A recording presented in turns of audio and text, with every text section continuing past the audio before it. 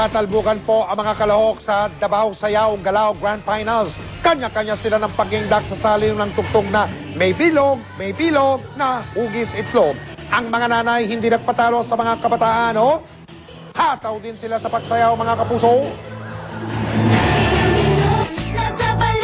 Nakipagtagisan din ang sex bomb. Grupo po yan, yung napapanood nyo, live pong napanood yan sa programang Una Kabay ng GMA Davao. Ang tagisan sa pagsasayaw ay bahagi ng pagdiriwang ng ika-73 araw ng Davao. Maayong gabi, mabuhay Davao! Iba raw po ang intensyon o balak sa saligang batas sa naging interpretasyon ng Korte Suprema kung pwede pa nga bang magtalaga si Pangulong Arroyo 2 buwan bago ang eleksyon. Ayon yan mismo sa ilang gumawa ng saligang batas. Nakatutok si John Consulta. Executive positions. Mismo sa mga bibig ng mga gumawa ng 1987 Constitution na nanggaling na ang intensyon ng saligang batas sa election ban ay bawalan ng Pangulo na mag-appoint o magtalaga sa kahit anumang sangay ng pamahalaan sa panahon ng eleksyon. Sa ilalim ng Article 7, Section 15 ng 1987 Constitution, nakasaad na 2 buwan bagong eleksyon, hindi na pwede magtalaga o mag-appoint ang Pangulo ng bansa.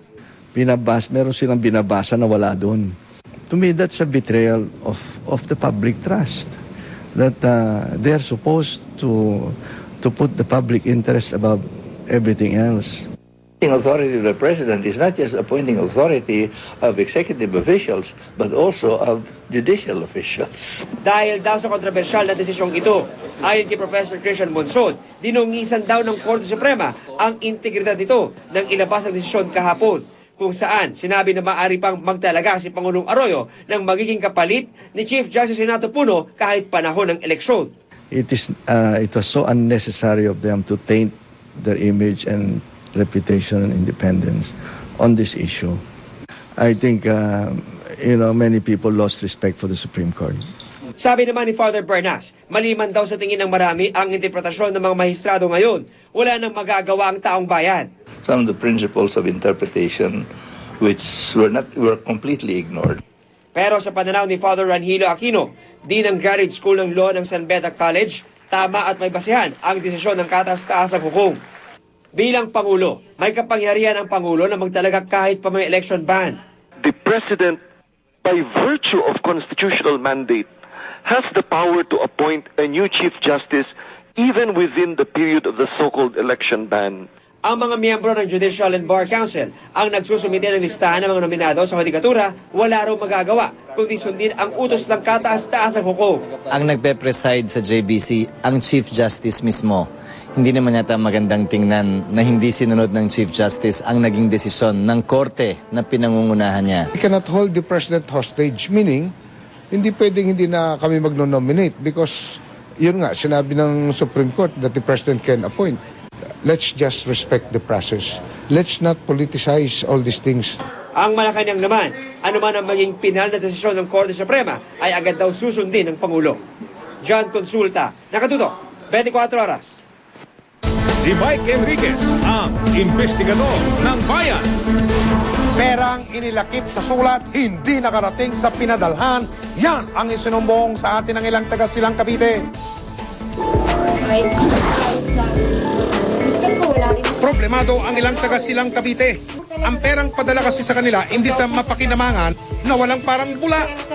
Si Nenita, labis ang panghihinayan sa 2 lapad na ipinadala ng kapatid galing Japan. Graduation nga ng 4th year, nagpadala siya ngayon ng 3 lapad, kulang ng 2 lapad. Wala na kaming nagawa, para bang ako'y natulala na gusto kong magmura, gusto kong sumbatan yung yung kartero ko. Bukas namin May napansin din daw siya sa sobrang nakuha. Itong sobrang to, malagkit. Nagreklamo rin si Teresita. Madumi na yung bandang ibaba, yung pinakabukasan niya marumi na. Buong akala ni Teresita ang perang padala ng kapatid na galing Japan ang kasagutan sa kanyang problema. Pero hindi pala. Yung perang yun para sa graduation fee ng anak ko. Aabot sa 5,000, medkit. Yun ang nawala. Tsaka ang isang sulat. Agad pinuntahan ng investigador ng bayan ng Silang Post Office dahil sa mga nakababahalang sumbong na ito. Kami po ang last touch dito. Kami po yung post office na nagdi-deliver. Kami po talaga nababagsakan ng sisi. Basta po dumating dito, the same day, lalo na po yung mga IMS na yan, nadi-deliver na po namin the same day. Bukas naman daw ang kanilang tanggapan sa anumang investigasyon, maging ang kanilang mga kartero. Ako po hindi namumusinti ng mga tao. Kung may kasalanan po, i-recommend po na tanggalin talaga sa servisyo.